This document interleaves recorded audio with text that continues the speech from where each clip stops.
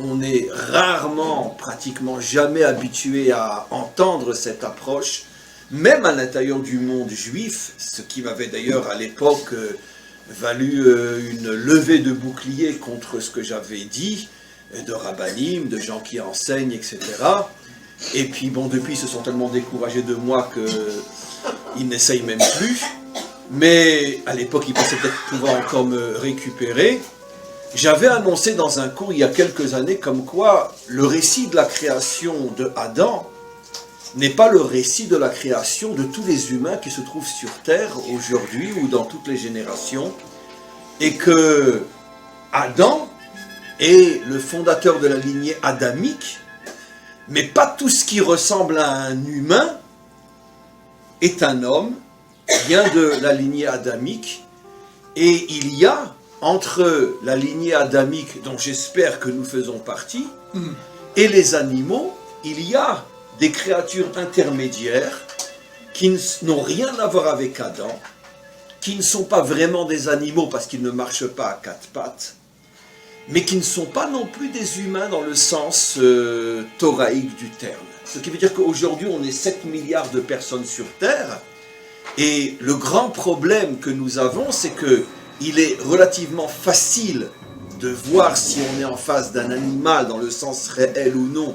Mais si on est en face de quelqu'un qui n'est pas adamique, qui n'est pas donc ce que l'on pourrait appeler un homme dans le sens réel du terme, mais qui n'est pas non plus un animal, car il a le même corps que vous et moi, alors c'est très très difficile de savoir quand on croise quelqu'un comme ça à qui on a affaire. Il va falloir attendre certains dévoilements, certaines révélations, justement dont parle la Parshat Noach, pour savoir en face de qui on se trouve, et on va avancer doucement. Bonjour, j'ai préparé pour vous, spécialement pour vous, une vidéo qui traite du sujet des Néphilim et des démons, parce que les démons, comme vous allez le voir, sont liés aux Néphilim.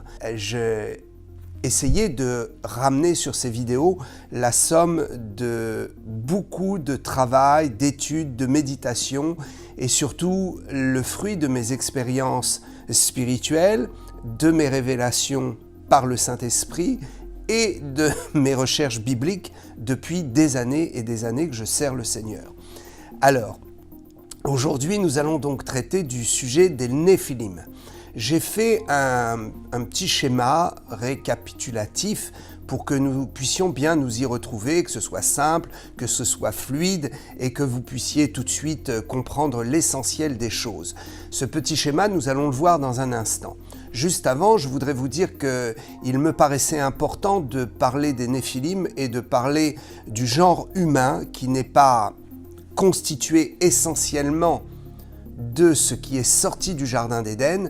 Pourquoi il était important, il me semble très important d'en parler. Ça fait des années que j'étudie le sujet, je ne me suis jamais prononcé sur ce sujet, mais aujourd'hui ça me paraît très très important parce que nous sommes arrivés à la fin des temps et qu'il faut discerner qui nous croisons, et il faut être lucide et bien informé sur ce qui se passe dans le monde et sur les êtres qui tirent les ficelles de ce nouvel ordre mondial qui se met en place. Il faut savoir que tous ceux qui ont forme humaine ne sont pas forcément des êtres qui sont dotés d'une conscience comme ceux qui sont issus du Jardin d'Éden et donc descendants d'Adam. Nous verrons ces choses-là. Donc je veux insister sur ce fait. Pourquoi je fais ces deux vidéos ? Eh bien effectivement pour vous dire soyez prudents et faites très très attention quand vous voulez absolument convaincre quelqu'un au sujet de l'évangile, au sujet de la foi, au sujet de Dieu. Quand vous essayez de sortir quelqu'un de ses problématiques pour l'entraîner dans la lumière, il y a des moments où il faut lâcher prise et il ne faut pas insister parce que nous pouvons nous trouver en face d'une personne qui profondément n'est pas destinée à aller dans la lumière. Et j'expliquerai ces choses dans cette vidéo.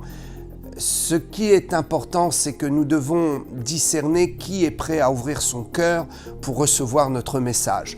Le message de la lumière, de la foi, de la grâce, de la moralité n'est pas un message qui peut être accepté par tout le monde. Et c'est là où nous avons besoin de discernement. Alors, si vous êtes un croyant, je voudrais vous dire que parfois, il faut lever le pied et il faut arrêter d'insister en voulant expliquer des choses qui appartiennent à la moralité, à la lumière, au bon sens de la vie de l'humanité, à des gens qui profondément sont tournés vers le mal, ne veulent pas entendre votre discours et ont décidé de faire le mal parce que la lumière ne les intéresse pas. Ils sont donc des gens dépourvus de toute conscience. Il est important de s'éloigner de ces gens-là et de ne pas chercher à perdre son temps. C'est important de pouvoir annoncer la moralité, la vie, la réflexion, la vérité, ce qui nous semble évident. C'est important d'annoncer cela dans le monde, mais il y a un moment où il faut savoir discerner à qui nous avons affaire. Et je voudrais aussi m'adresser bien naturellement à tous ceux qui ont la foi et aller plus loin dans ce discours en disant, vous qui avez la foi, faites attention, le message de Jésus-Christ, le message du salut doit être annoncé à tous sans distinction, mais il ne nous est pas recommandé d'insister, de perdre notre temps auprès de gens qui visiblement ont décidé de marcher dans les ténèbres et de combattre tout ce qui est vérité, amour, paix et justice. Nos gouvernements sont de plus en plus investis et occupés par des personnes qui ont forme humaine, mais qui finalement n'ont pas la même âme que nous. Et j'expliquerai cela avec les Néphilim. Commençons avec notre schéma. Dans ce schéma, vous avez Dieu, voilà, le schéma s'affiche, vous avez Dieu, créateur de toutes choses. Ce qui est intéressant pour nous, c'est de voir maintenant ce qu'il a créé au niveau des êtres pensants, des êtres qui tournent leur regard vers lui, des êtres qui ont conscience qu'il est leur créateur. Il s'agit donc de la création angélique. Vous avez donc sur un côté du tableau la création angélique qui se décompose en deux groupes. Un groupe qui est resté fidèle et un groupe qui a été déchu parce que c'est un groupe d'anges qui a décidé de ne pas rester avec Dieu mais de suivre Satan dans sa chute. De ces anges, nous verrons que nous allons voir apparaître les Néphilim qui vont donner existence aux démons. Nous allons expliquer cela dans cette étude et dans cette vidéo aujourd'hui.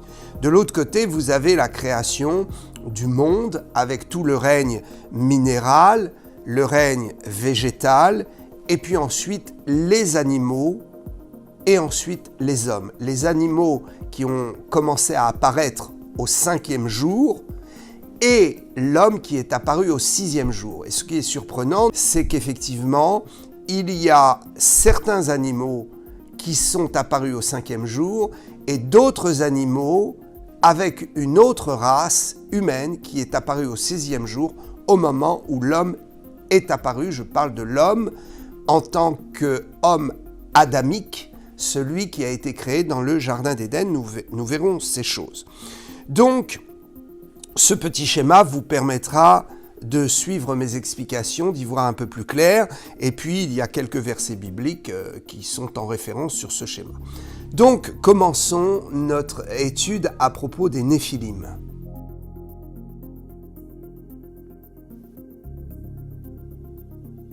Lorsque nous parlons des Néphilim, nous devons obligatoirement parler des anges, parce que les Néphilim, en fait, sont issus de certains anges qui sont arrivés sur Terre. Alors, juste un petit rappel sur la question des anges. Les anges ont été créés avec une faculté de penser, avec un corps spirituel, avec une identité éternelle. Ils n'ont pas été créés juste pour un temps, ils ont été créés pour l'éternité. Ils sont comme les hommes, ils ont un commencement, ils n'ont pas de fin. beaucoup de choses que nous pourrions dire à propos des anges. Mais ce qu'il faut bien remarquer, c'est que parmi toute la création des anges, une partie des anges a chuté et a désobéi à Dieu et a suivi Satan dans son plan de révolte. Lorsque nous parlons de l'homme, l'homme est une âme vivante, alors que les anges sont des esprits. Je voudrais prendre 2 textes à ce sujet. Genèse 2, 7. « L'Éternel Dieu forma l'homme de la poussière de la terre, il souffla dans ses narines un souffle de vie, et l'homme devint un être vivant. » Ça, c'est la traduction Louis II, mais en fait, le mot « être » dans le mot hébreu, dans l'origine du texte, est le mot « nefesh ». On pourrait donc lire « l'homme est devenu ou devient une âme vivante ». La notion de l'âme n'apparaît pas chez les anges. La notion de l'âme identifie tout ce qui est sentiment très profond et notamment sentiment d'amour, possibilité, capacité à aller très loin dans le sentiment de l'amour, c'est-à-dire que l'âme de l'homme lui permet de pouvoir sonder, de pouvoir être identifié et de pouvoir être baigné dans les profondeurs de ce qui est l'essence même de Dieu, l'amour. Alors que les anges sont dans une certaine distance par rapport à la compréhension de l'amour, parce qu'ils n'ont pas une âme qui a été activée comme l'âme de l'homme.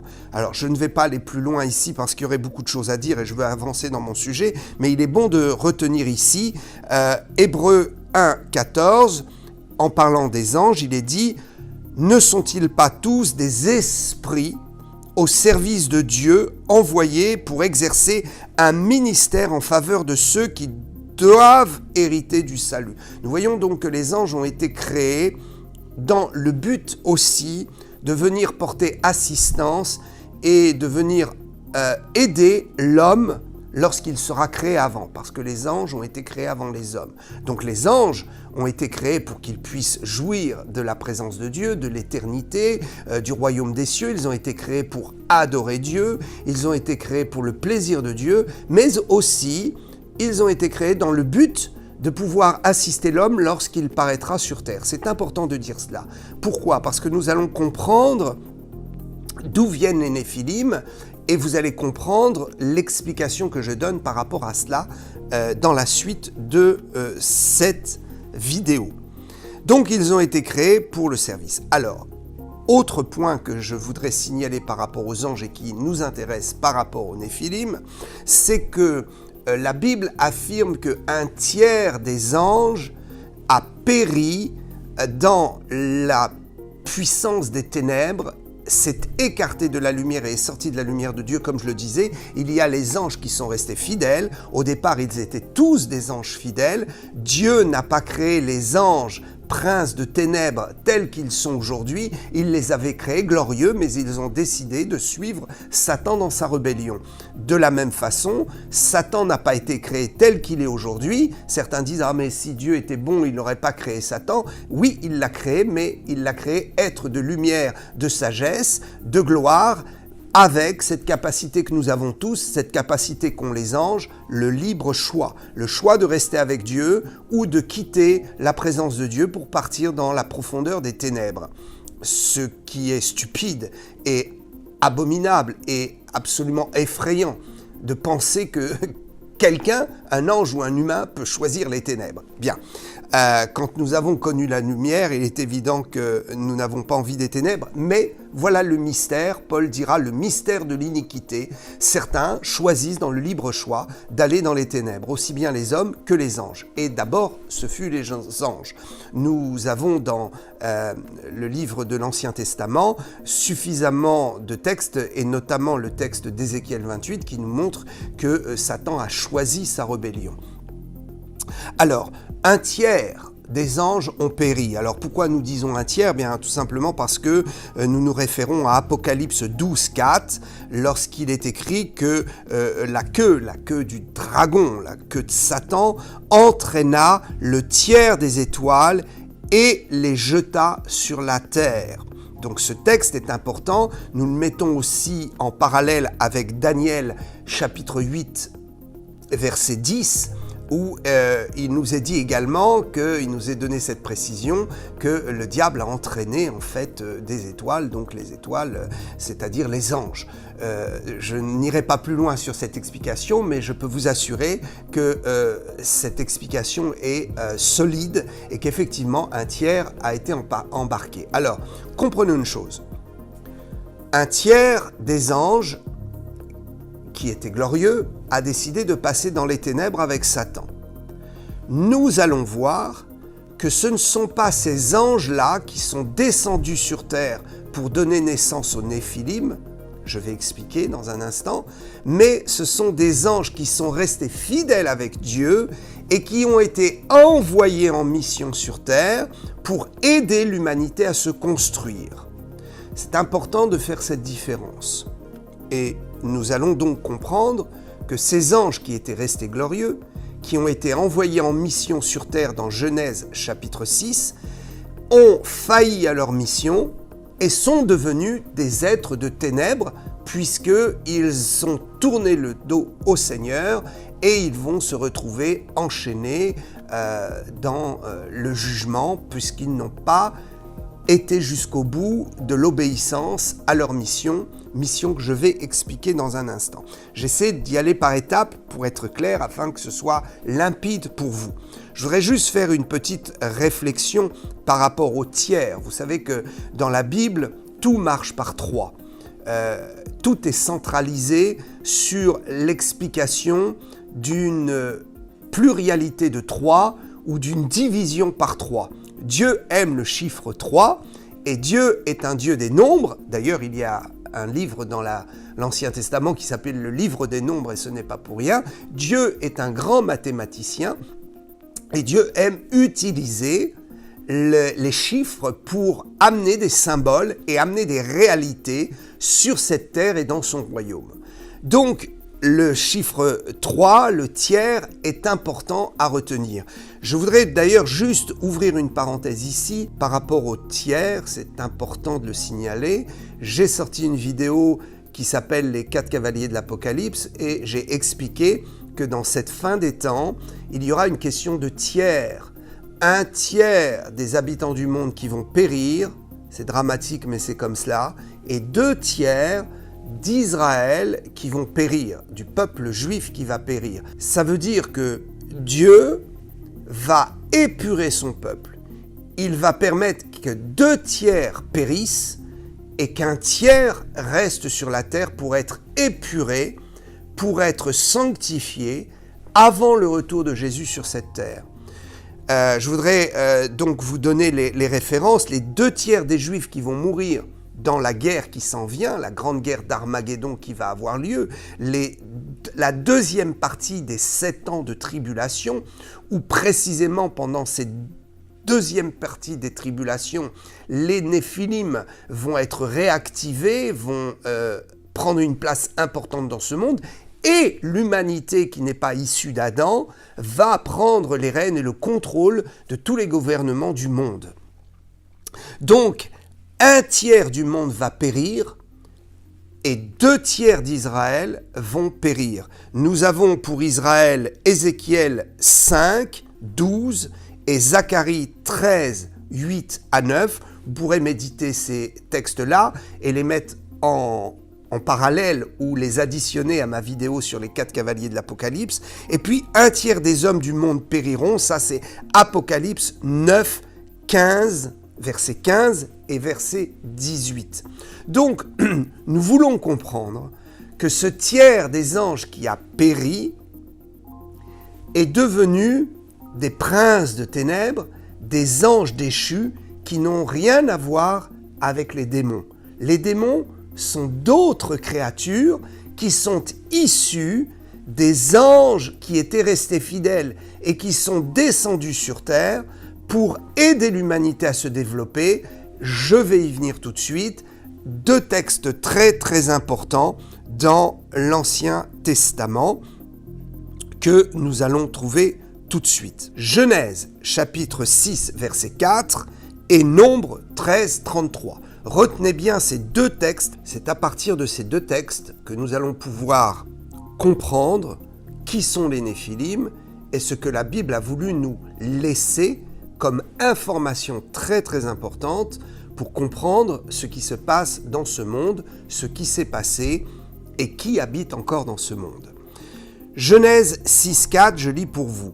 Les géants étaient sur la terre en ces temps-là, après que les fils de Dieu furent venus vers les filles des hommes et qu'elles leur eurent donné des enfants.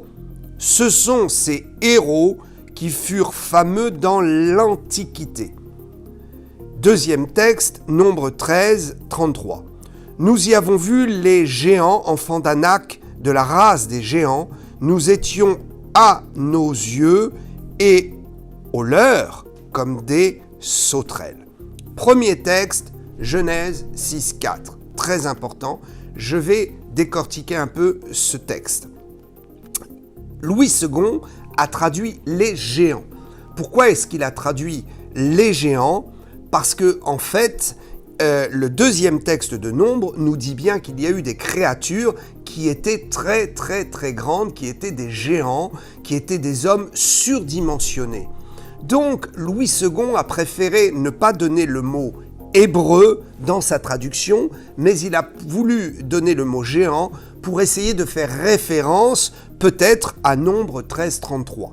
Peu importe, quoi qu'il en soit, il n'est pas question ici dans le texte de géant, mais il est question du mot néphilim. En fait, dans le texte original hébreu, il est écrit « Les néphilim étaient sur la terre en ce temps-là ». Vous pourrez être retrouvé sur les numéros Strong, le numéro 05303 qui identifie bien néphilim. Du reste, ce mot est utilisé dans les deux textes que j'ai cités. Nous verrons dans le deuxième texte où il se situe exactement.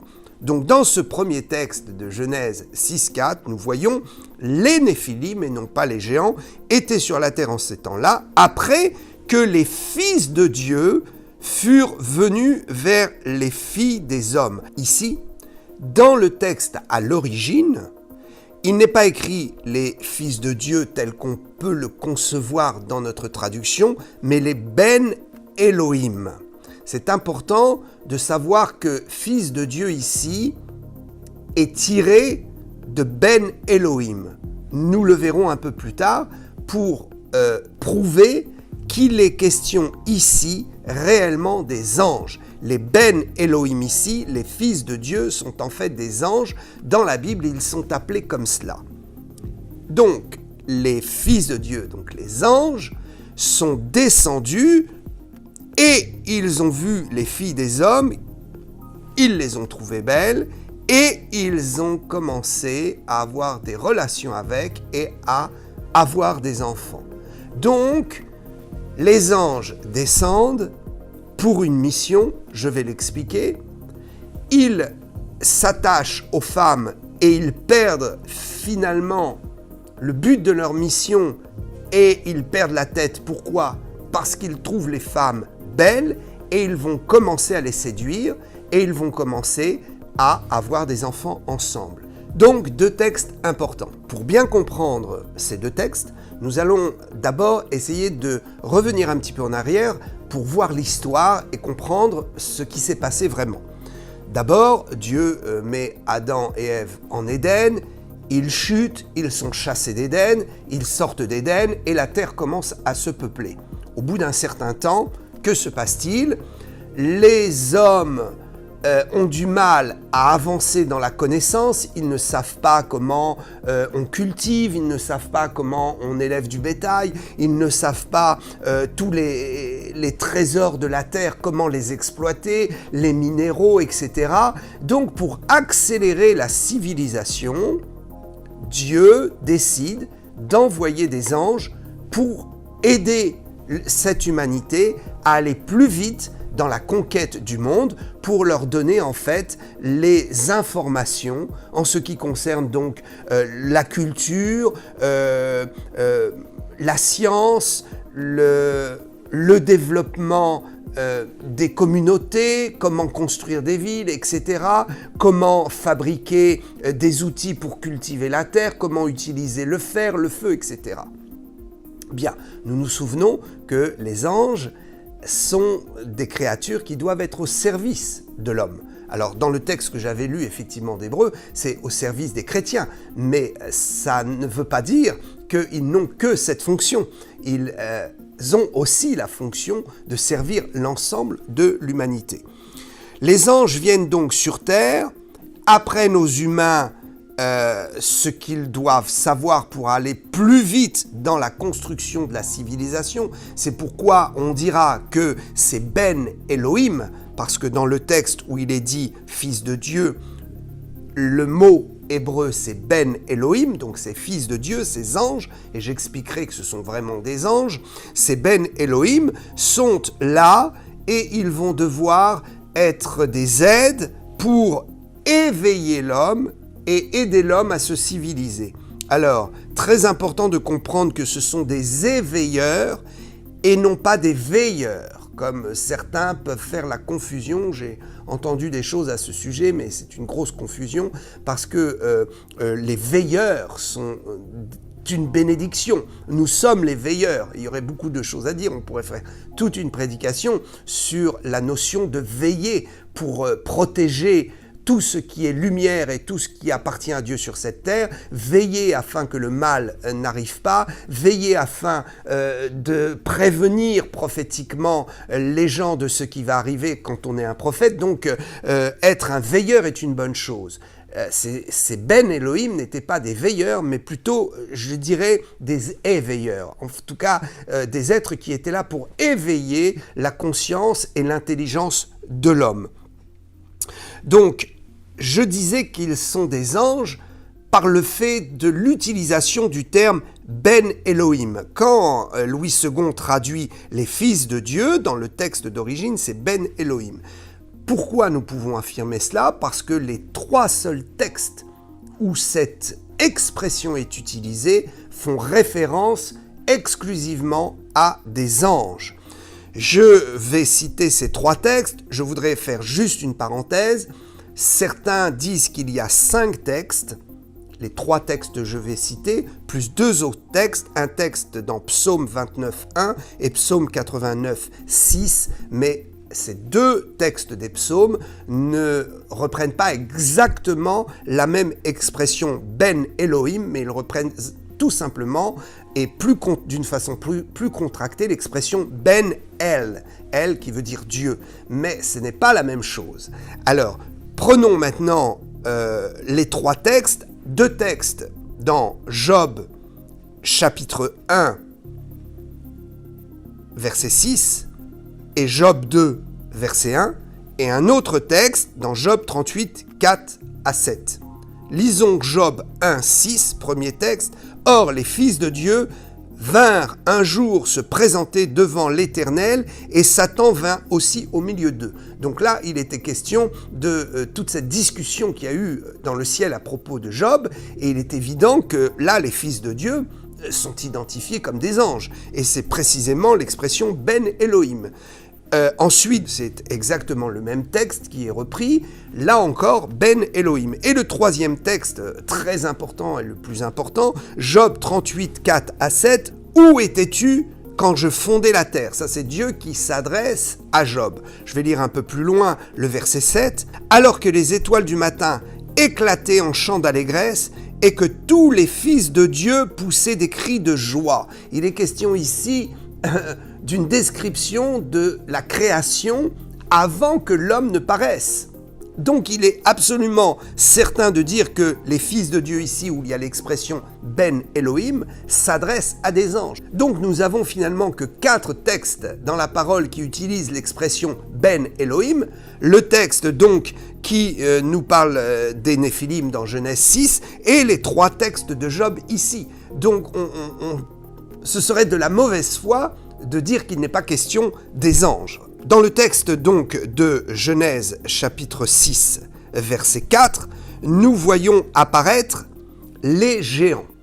Une explication ici importante, Louis II a traduit géant parce que peut-être il a voulu faire référence à Nombre 13, 33 pour vouloir dire, voilà, c'était les mêmes géants qui ont été vus par les conquérants de la terre promise, donc les espions qui ont été envoyés, d'ailleurs, qui sont revenus avec un mauvais rapport, ils entrent en terre promise, et là, ils voient les géants. Alors, il a traduit géant, Louis II, d'ailleurs, il a traduit géant également dans le texte de Nombre 13, 33, mais en fait, le mot hébreu qui est dans ce texte, qui est à l'origine, c'est Néphilim. Donc, nous pourrions traduire « Les Néphilim étaient sur la terre en ce temps-là, après que les anges furent venus ».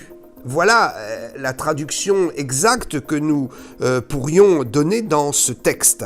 Le mot Néphilim fait donc référence à ce qui a été le produit de l'union des anges descendus du ciel qui ont rencontré les femmes, les ont trouvées belles et ont décidé de s'unir avec et de former un couple avec elles. Donc, ils ont donné des enfants et ces enfants sont une race hybride, sont des géants qui sont nommés comme les Néphilim.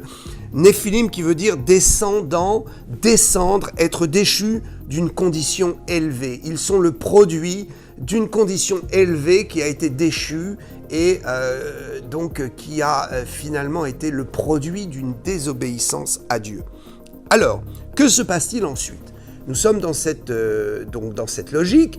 Adam est sorti d'Éden, le monde commence à se peupler. Voilà que Dieu veut aider les hommes. Il envoie des anges qui sont restés fidèles pour aider les hommes, qui devaient avoir une mission, les aider, leur expliquer un certain nombre de choses et remonter au ciel. Mais ils ont failli dans leur mission puisqu'ils sont préférés rester sur terre. Il y a un texte de Jude d'ailleurs qui est assez explicite à ce niveau. Donc il s'agit de Jude qui n'a qu'un seul chapitre, verset 6.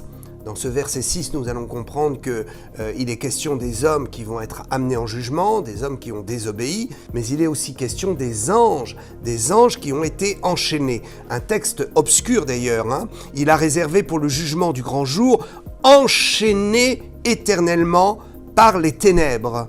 Les anges qui n'ont pas gardé leur dignité, mais qui ont abandonné leur propre demeure. Écoutez bien, les anges qui ont chuté ne sont pas encore enchaînés. La preuve, c'est que Paul dit qu'il y a des puissances des airs, les princes des airs, etc. Toutes ces dominations spirituelles qui continuent à agir dans le monde et qui servent Satan ne sont pas enchaînées. Ils agissent dans le monde. Mais il y a une partie des anges qui, elle, cette partie a été enchaînée. Pourquoi elle est enchaînée ? Eh bien, nous avons ici le décodage.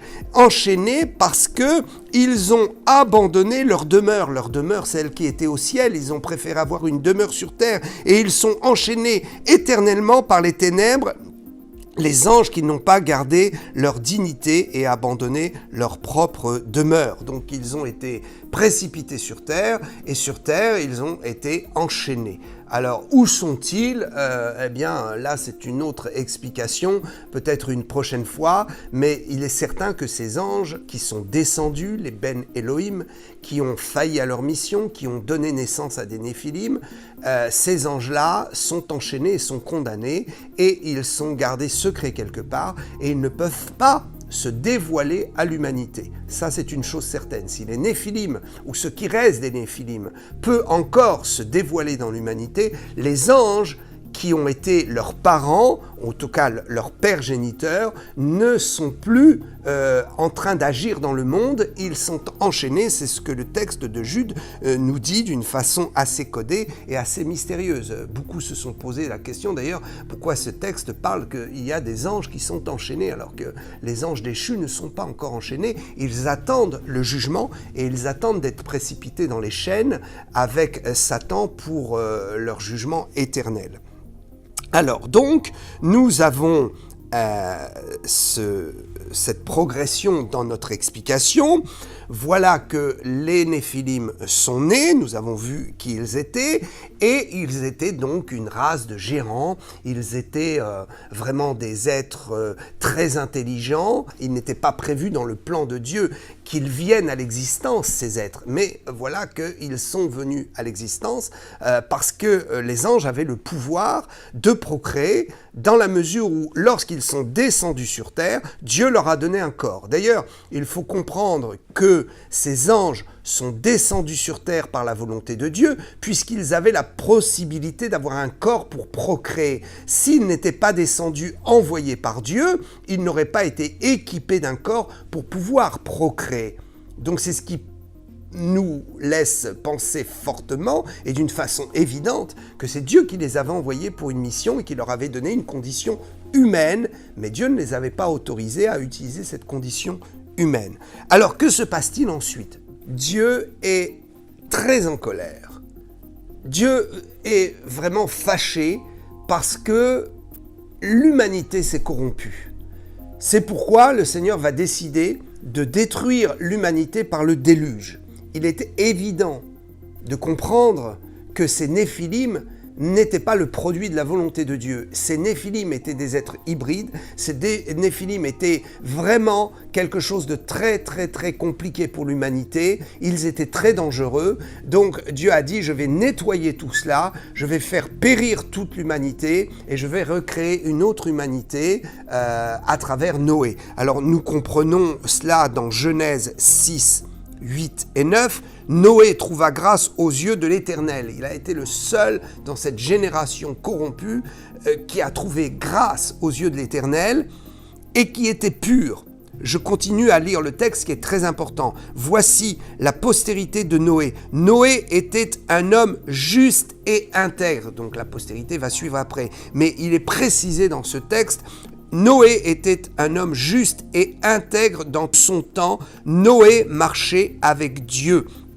Nous voulons comprendre la traduction exacte de ce mot intègre, parce que effectivement, Louis II a traduit par intègre parce qu'il n'a pas su comment traduire autrement le mot hébreu qui a été utilisé dans ce texte. En fait, le mot hébreu, c'est tamim. Tamim ne veut pas dire intègre dans le sens propre, moralement, juste moralement, intègre dans ses décisions et dans ses choix de vie, ça veut dire quelque chose de beaucoup plus profond et puissant que cela. Ce mot tamim veut dire sans défaut génétique, intègre génétiquement, intègre dans sa conception de corps. C'est pourquoi il est dit qu'il marchait avec Dieu, qu'il était juste. Donc il y a l'aspect moral qui est décrit dans ce texte. Dieu a choisi Noé pour l'aspect moral, mais également pour l'aspect physique. En fait, Noé ne s'était pas corrompu,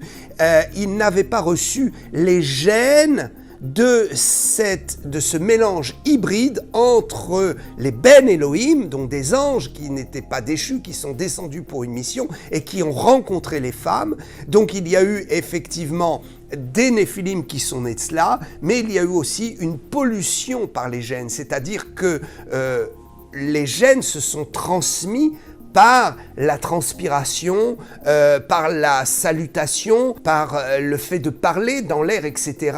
Il y a eu vraiment une multiplication des gènes, et puis il y a eu effectivement une corruption, puisque les hommes allaient avec les hommes, les femmes avec les femmes, donc les femmes qui avaient été avec les anges déchus ont récupéré des gènes hybrides, donc des gènes d'anges, et les ont aussi communiqués, non pas simplement à leurs enfants Néphilim qui ont récupéré effectivement l'intégralité de ces gènes hybrides, mais une partie des gènes a été communiquée. C'est pourquoi Dieu va constater que la terre entière sera complètement polluée, sera complètement corrompue. C'est le mot biblique d'ailleurs, corrompu. Mais Noé avait échappé à cette corruption, il s'était préservé. Donc Noé n'était pas génétiquement atteint par cette corruption que je viens d'expliquer. Nous pouvons comprendre que le mot tamim est vraiment un mot qui est attribué à quelque chose qui n'a pas de défaut physique. Je répète, Noé était choisi parce qu'il n'avait pas de défaut moral, spirituel, il était intègre et juste, mais il n'avait pas que cela. Il avait ceci de plus, c'est que son corps ne comprenait pas de défaut génétique. Je voudrais prendre pour cela Exode 12, 5. Lorsqu'il est parlé de l'agneau de Dieu sans défaut, Je lis pour vous. Ce sera un agneau sans défaut, mâle âgé d'1 an. Exode 12, 5 nous parle du Yom Kippour, du grand pardon, du sacrifice annuel que Israël faisait pour l'ensemble des péchés du peuple. D'ailleurs, il est intéressant de comprendre que les Hébreux allaient régulièrement faire des sacrifices. Donc le Kohen sacrifiait les animaux présentés pour pardonner leurs péchés, mais c'était très ponctuel et c'était uniquement pour un péché désigné, mais l'ensemble de leurs péchés n'était pas pardonné. C'est une fois par an que le peuple pouvait savoir que Dieu pardonnait l'ensemble de leur vie de pécheurs par ce rituel qui était le rituel du Yom Kippour, du Grand Pardon, donc le rituel qui est décrit dans Exode 12, que je vous invite d'ailleurs à lire. Et il est intéressant de voir que le mot utilisé pour désigner un agneau sans défaut, c'est tamim, c'est exactement le même mot. Vous pourrez d'ailleurs retrouver ce mot avec Strong, pour ceux qui s'amusent avec les numéros Strong, 08 549, et vous verrez que ce mot est utilisé à chaque fois pour désigner les animaux qui étaient offerts à Dieu, qui devaient être purs physiquement, purs génétiquement. Alors je voudrais ici ouvrir une parenthèse qui me semble intéressante. Cette parenthèse est forte. Pourquoi ? Parce que je suis convaincu que le texte de Matthieu 24, 37 est en train de s'accomplir. Le texte dit « Ce qui arriva du temps de Noé arrivera de même à l'avènement du Fils de l'homme. » C'est quoi ? Qu'est-ce qui s'est passé ? Alors quand on lit le contexte de Matthieu 24, on comprend qu'il est question des gens qui se marient, qui sont insouciants de la vie, insouciants de Dieu, qui n'ont pas conscience qu'ils sont en train de commettre des choses les plus abominables. Il y a cet aspect-là qui est l'aspect moral et spirituel. Mais nous devons décoder dans ce texte aussi que du temps de Noé, il n'y a pas eu qu'une chute morale et spirituelle, il y a eu aussi une chute dans le blasphème de l'addition génétique, la modification génétique dans le corps des humains. Et c'est ça qui est effrayant. C'est que nous voyons que le texte de Matthieu que je viens de lire fait non seulement référence, comme je le disais, à une déchéance morale, mais aussi et surtout à une déchéance dans la manipulation, la transformation des gènes. Et c'est ce que nous sommes en train d'observer aujourd'hui. Je laisse ça à votre réflexion, mais soyez très très prudents. Le nouvel ordre mondial ne veut qu'une chose, il veut des êtres hybrides. Et il a commencé ce nouvel ordre mondial à essayer d'entraîner dans le corps de l'homme, par les moyens que nous connaissons et que je ne citerai pas pour ne pas me faire censurer ma chaîne, mais le nouvel ordre mondial a commencé à envoyer un message dans les gènes des humains. Quel est ce message ? Qu'est-ce que ça va donner ? Qu'est-ce que les gènes vont faire par rapport à ce qui va se modifier? Et puis nous voyons aussi qu'il y a beaucoup de manipulations génétiques, puisque beaucoup de grands scientifiques qui sont très clairement adeptes du nouvel ordre mondial nous disent qu'ils veulent fabriquer des êtres hybrides, non seulement hybrides par le fer et la chair, c'est-à-dire additionner des composants matériels, fer et plastique, dans le corps de l'homme pour le rendre plus fort ou pour remplacer des organes qui seraient défaillants, mais au-delà de ça, ils veulent aussi transformer, modifier les gènes, pouvoir peut-être prendre des gènes d'animaux pour les mélanger avec les gènes des hommes pour faire des êtres ultra puissants. C'est abominable ce qui se passe. L'humanité est arrivée à son échéance ultime.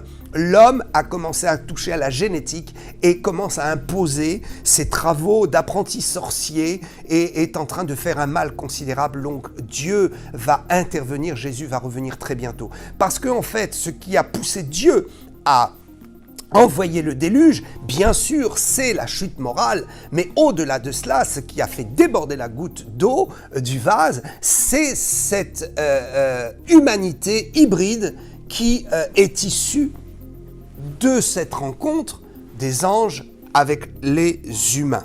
Que Dieu nous aide à comprendre cela. Je répète que le mot tamim est utilisé plus d'une 60aine de fois dans la Bible pour désigner les sacrifices qui devaient être parfaits et qui ne devaient pas avoir de défaut. Alors, allons un peu plus loin maintenant, avançons si vous voulez bien.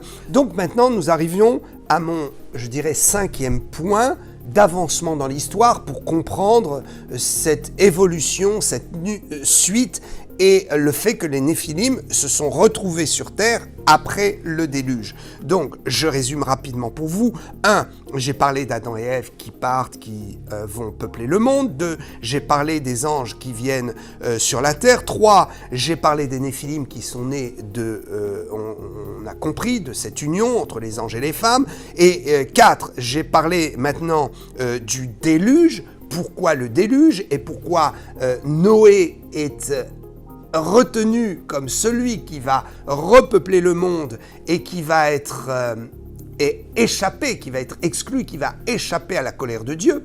D'ailleurs, comme nous les chrétiens, nous allons échapper à la colère de Dieu. Je rappelle que la colère de Dieu est en train de descendre sur cette terre et que les grandes tribulations arrivent et que dans cette grande tribulation et ce déversement de la colère de Dieu, il y a des gens qui seront exclus de cette colère et qui seront enlevés au ciel. Il s'agit qu'ils seront mis dans l'arche et portés au ciel. Il s'agit de tous ceux qui ont accepté Jésus-Christ. Si vous n'avez pas accepté Jésus-Christ, c'est le moment de le faire. C'est le moment de vous réfugier dans l'arche qui est l'Église, dans l'arche qui est la parole de Dieu, dans l'arche qui est en fait les bras de Jésus qui vous accueille et qui vous dit « Mon enfant, tu peux être sauvé et tu peux échapper à la colère, ne plus être un enfant de colère et échapper à la colère qui vient. » Alors, 5e point. Maintenant, donc voilà, Dieu a choisi Noé, et Dieu demande à Noé de construire une arche, et nous allons voir ce qui va se passer de mystérieux dans cette arche, qui va nous faire comprendre pourquoi, dans le texte de Nombre, donc Nombre 13, qui subitement nous montre la réapparition des Néphilim ou l'apparition des Néphilim qui auraient dû être détruits dans le déluge, qui n'auraient pas dû subsister puisque Dieu a voulu détruire toute cette humanité corrompue pour en faire une nouvelle. Mais voilà que nous les retrouvons. Je rappelle l'histoire. Les Hébreux sont libérés de la captivité et de l'esclavage de Pharaon. Ils vont dans le désert. À ce moment-là, ils arrivent au bout de quelque temps, un court temps, ils arrivent aux portes de Canaan. Ils envoient les espions pour faire un rapport de la terre promise avant de s'y installer. Et les espions reviennent en disant, voilà, nous avons vu les enfants d'Anak, les géants, nous avons vu les Néphilim sur cette terre. Et nous avons eu peur. Pour la petite histoire, ils sont retournés dans le désert et puis ils ont erré pendant 40 ans et ils sont revenus 40 ans après. Quand ils sont sortis donc du désert pour prendre possession de la terre promise avec Josué, ça c'était un peu plus tard, nous comprendrons que les Néphilim étaient toujours là. Pourquoi ont-ils donc résisté au déluge? Que s'est-il passé? Eh bien, il faut maintenant aller dans l'arche et aller au moment où Noé, avec sa femme, ses 3 enfants et ses 3 belles-filles, donc ils étaient au nombre de 8, à ce moment-là, ils sont rentrés dans l'arche, et que s'est-il passé? Je vais prendre un texte pour vous. Dieu a décidé de détruire tout, et il sauve cette famille. Donc j'arrive à mon 5e point, l'arrivée dans l'arche. Que s'est-il passé?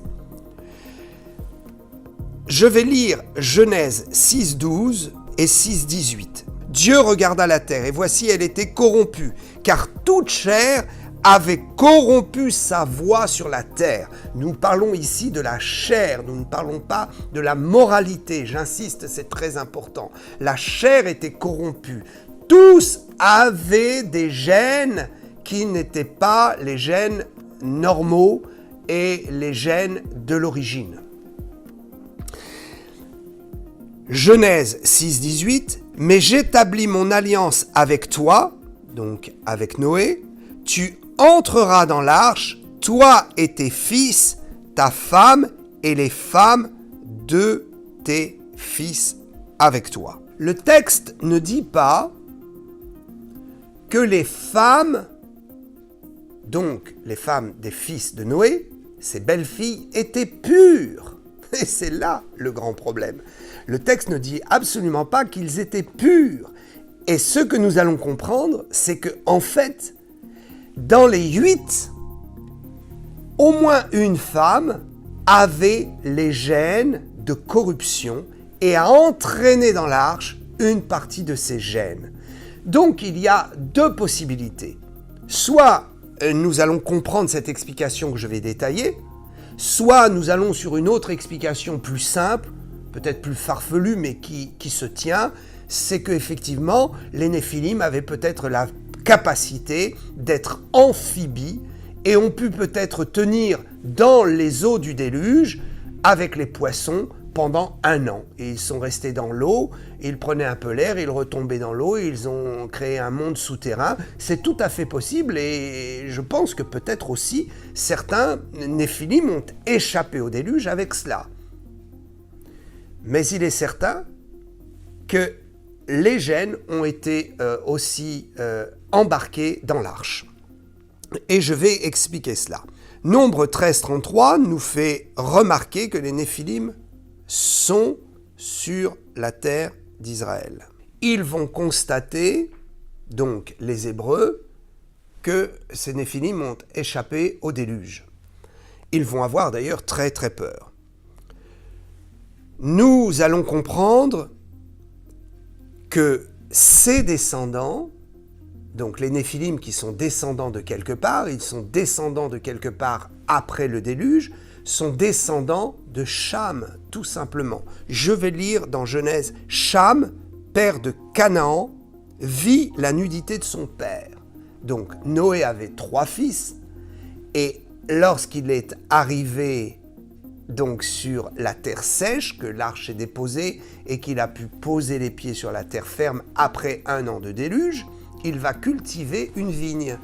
Et il va tellement être heureux que de cette vigne, il va faire du raisin, et un soir, il va boire outre mesure, il va s'enivrer, il va plus voir clair, et il va être nu. À ce moment-là, Cham entre dans la tente et il voit la nudité de son père. Il prévient ses 2 autres frères. Les 2 autres frères disent « Oh, abomination, tu as vu notre père nu, il faut vite le recouvrir. » Et ils prennent une couverture et ils entrent à reculons pour couvrir le père. Donc les 2 autres n'ont pas vu la nudité, mais Cham l'a vu. Et quand Noé apprend que Cham a vu sa nudité, il va être furieux. Donc nous allons lire tout de suite après Genèse 9, 25, donc un peu après le verset 22, évidemment. Il dit « Maudit soit Canaan ».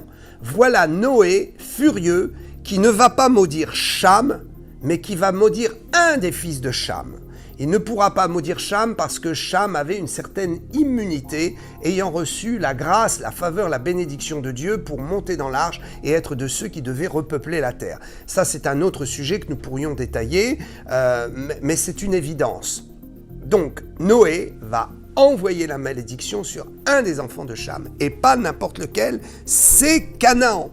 Et nous voyons que Canaan va engendrer des tribus qui seront des tribus où nous verrons apparaître des Néphilim, tels que quel Néphilim finalement?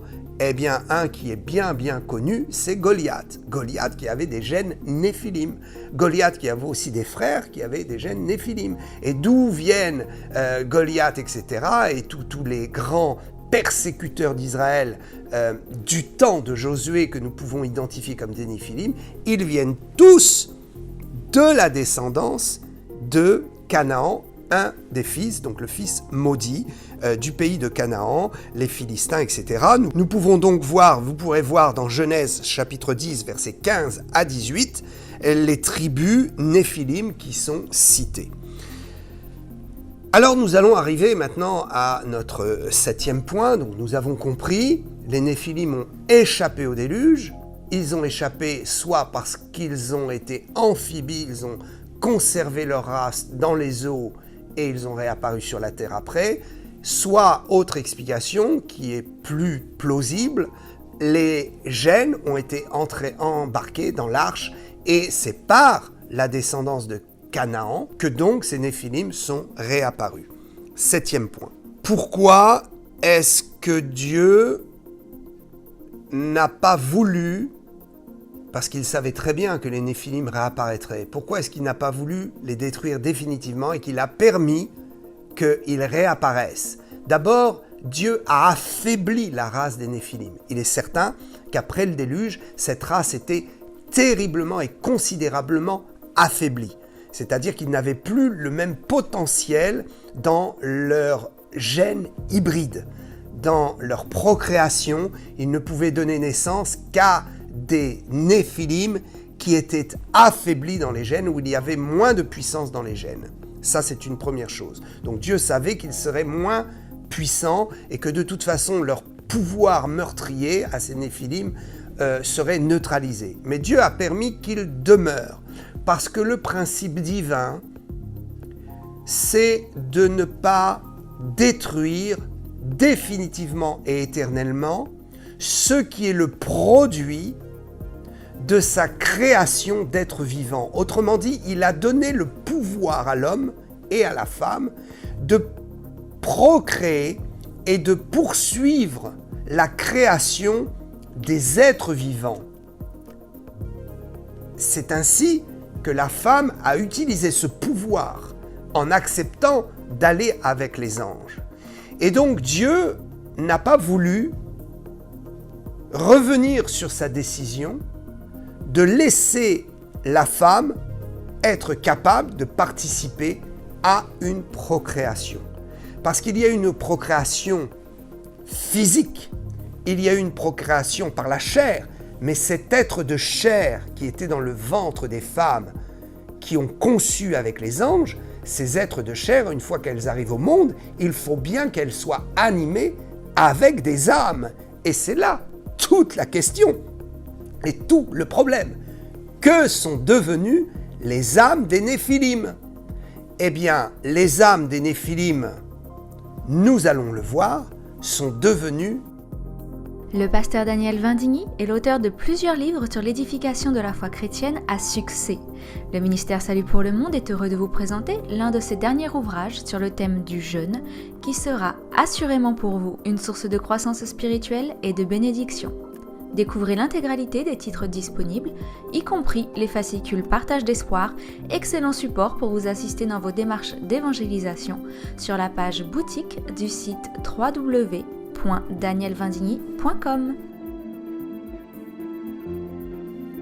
Eh bien, les âmes des Néphilim, nous allons le voir, sont devenues des démons.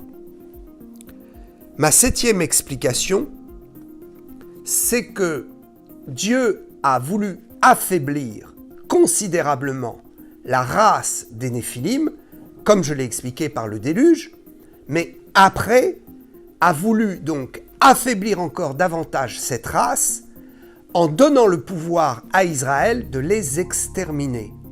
Donc suivez mon raisonnement.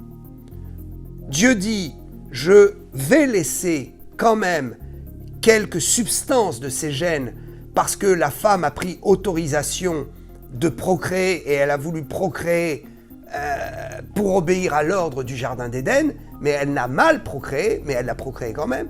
Donc, après le déluge, je vais permettre qu'il y ait encore des Néphilim, mais je vais m'arranger à ce que ces Néphilim subissent un deuxième coup fatal qui puisse les faire pratiquement, complètement disparaître de la terre.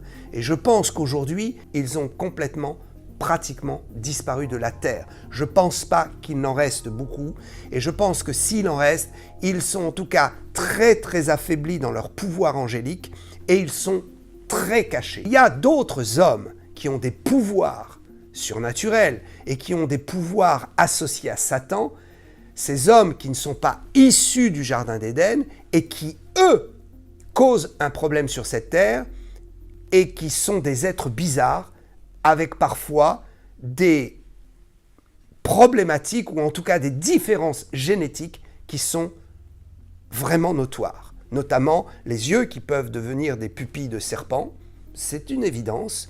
Les corps qui peuvent se transformer ou les corps qui peuvent avoir des caractéristiques animales. Caractéristiques animales, bah oui, parce que la mythologie et des films de science-fiction, etc., nous montrent qu'il y a des humains qui n'ont pas les pieds d'humains. Ils ont des pieds comme des sabots ou des pieds un peu bizarres, un peu comme des animaux. Et ça, c'est une évidence. On voit d'ailleurs circuler certaines photos sur Internet et on dit c'est des fakes, mais je crois qu'il y a beaucoup de fakes, de faux, mais il y a aussi quelques images vraies qui se glissent. Quoi qu'il en soit, je ferme la parenthèse et je veux dire que Dieu a voulu donc donner un deuxième coup aux Néphilim pour les faire disparaître parce que ce n'était pas la volonté de Dieu qu'ils subsistent sur terre.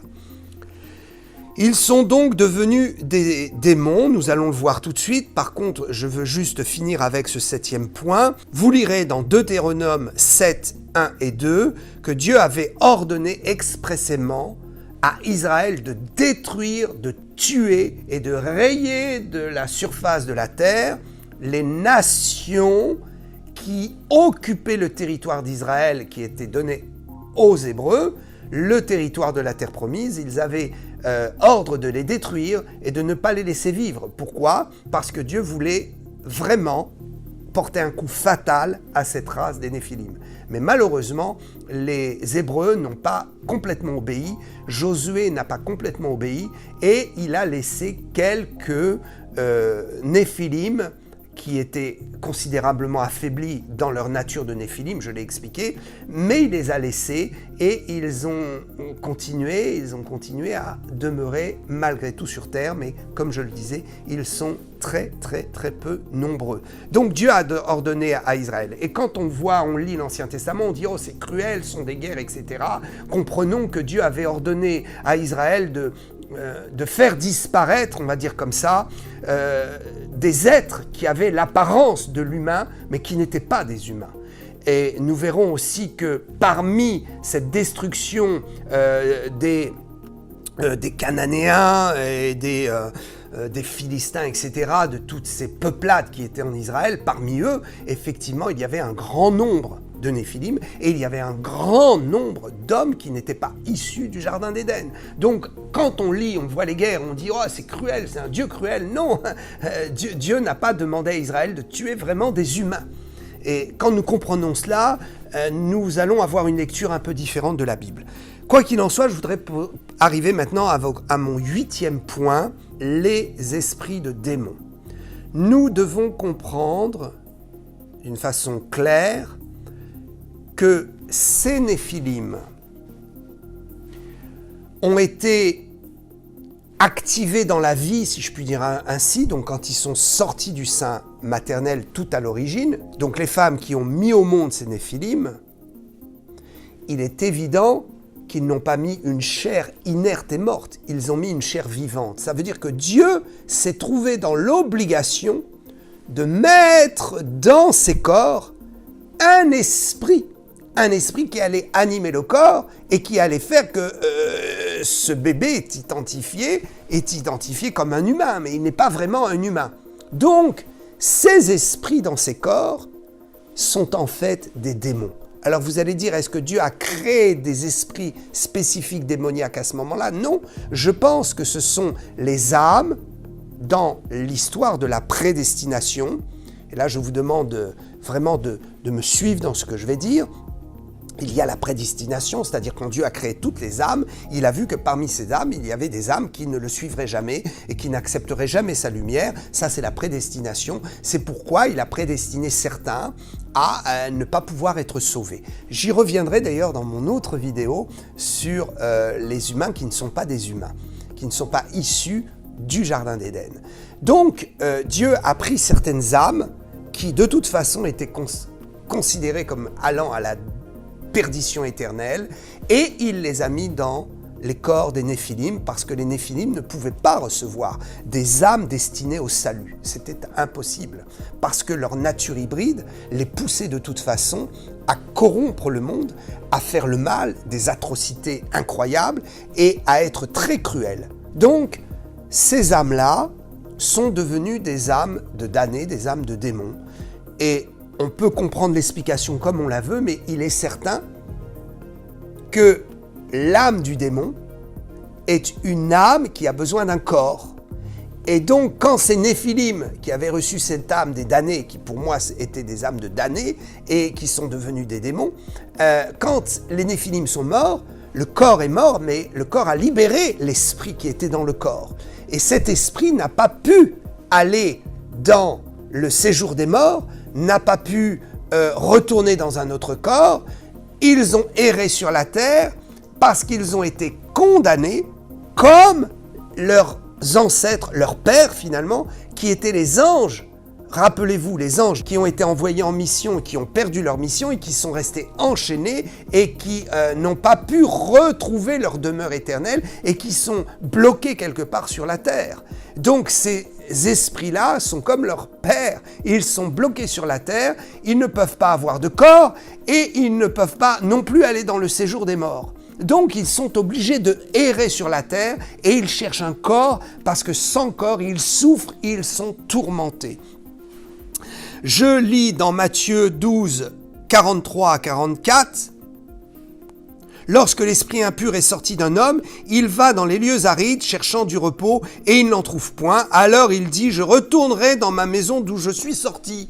Voilà, mais comme cet esprit, il ne peut pas retourner dans le corps du Néphilim, parce qu'il n'y en a plus, alors il cherche des corps humains, il cherche même parfois des corps animaux, parce que quand il n'arrive pas à pénétrer dans le corps d'un humain, à posséder un humain, il souffre terriblement et tellement qu'il faut qu'il soit dans un corps, et il faut qu'il s'exprime, donc il va dans un animal. Donc ce texte de Matthieu 12 nous montre que les démons sont des esprits qui n'ont pas de corps, qui sont privés de corps, et qui cherchent à continuer d'exister à travers un corps. Et ces esprits de démons qui seront jetés dans le feu de la géhenne à la fin du monde, à la fin des 1000 ans, au jour du grand jugement de Dieu. Mais en attendant, ils souffrent et ils errent sur cette terre.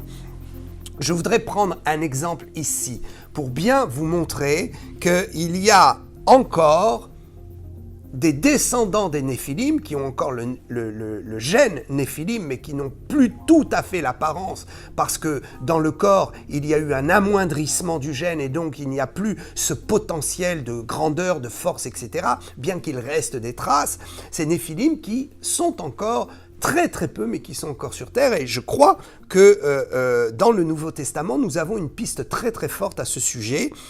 Et nous allons le lire maintenant, ce sera mon dernier point que je voudrais développer, le démoniaque de Guédara. Nous avons 3 textes qui parlent de ce démoniaque de Guédara. Matthieu 8, 28 à 34, vous pourrez lire, Marc 5 et Luc 8, 26 à 39. Je résume l'histoire. Guédara est une ville non juive. Jésus va passer par cette ville et va délivrer un démoniaque. Jésus va faire très très peu de choses durant son ministère terrestre vis-à-vis des non-juifs, des gens des nations. Nous avons l'exemple de la femme samaritaine où Jésus est intervenu et l'a sauvée alors que le temps n'était pas encore venu pour les nations, mais il l'a fait dans son amour. Et il y a aussi ce texte étrange où Jésus a aussi eu compassion dans cette ville qui était non juive. Et je pense que sa compassion a été aussi exprimée pour nous donner une clé et nous faire comprendre quelque chose. Guédara donc était une ville non juive. Donc vous verrez que dans les 3 textes de Matthieu, Marc et Luc, il y a une petite différence, notamment avec Matthieu, où on voit 2 hommes sortir du sépulcre, alors que finalement il n'y en a qu'un qui est délivré. Alors ça veut dire quoi? Ça veut dire que je pense que effectivement le démoniaque qui vivait dans les sépulcres, qui donc était dans les sépulcres de Guédara, était sous contrôle d'un Néphilim ou peut-être d'un homme qui n'est pas issu du Jardin d'Éden. En tout cas, il était sous contrôle de quelqu'un qui n'était pas purement humain et je vais dire peut-être purement adamique, qui était soit donc sous contrôle d'un Néphilim, soit sous contrôle d'un homme qui n'était pas issu du Jardin d'Éden. Sachez qu'aujourd'hui dans ce monde, beaucoup prennent le contrôle et je dévoilerai peut-être ça dans une autre vidéo.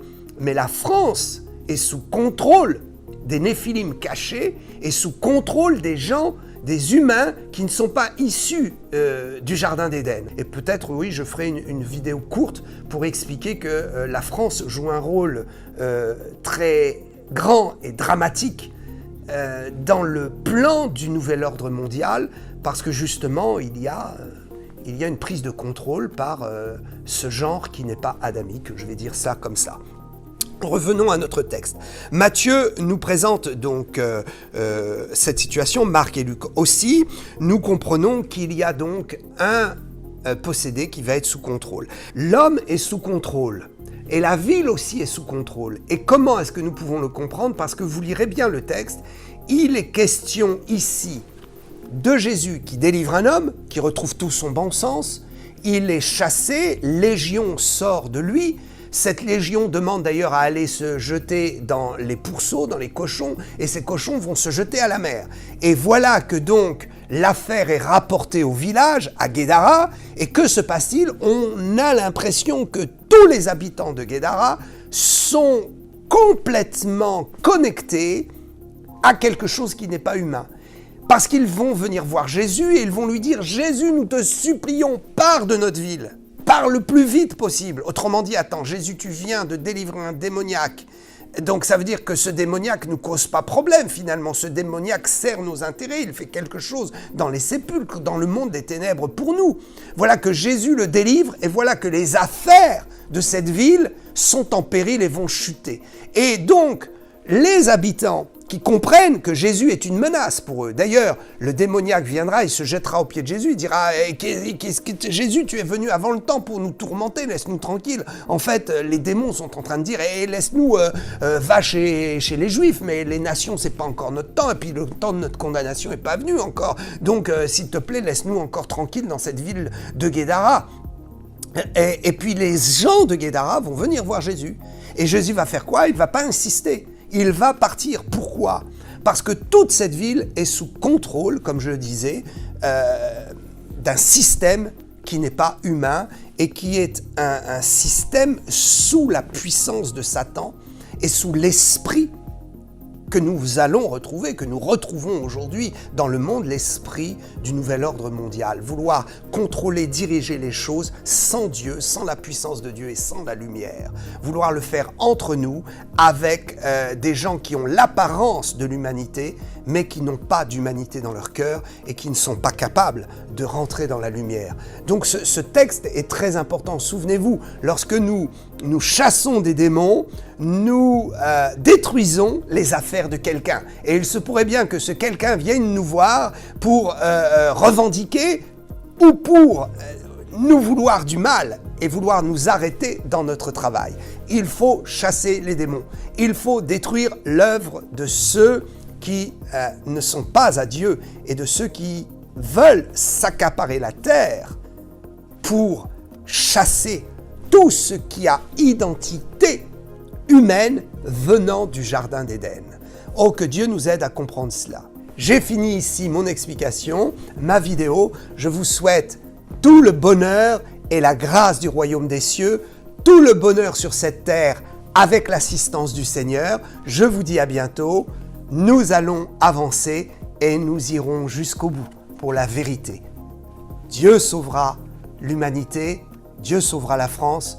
Je crois dans un grand réveil et je crois en vous pour activer ce réveil.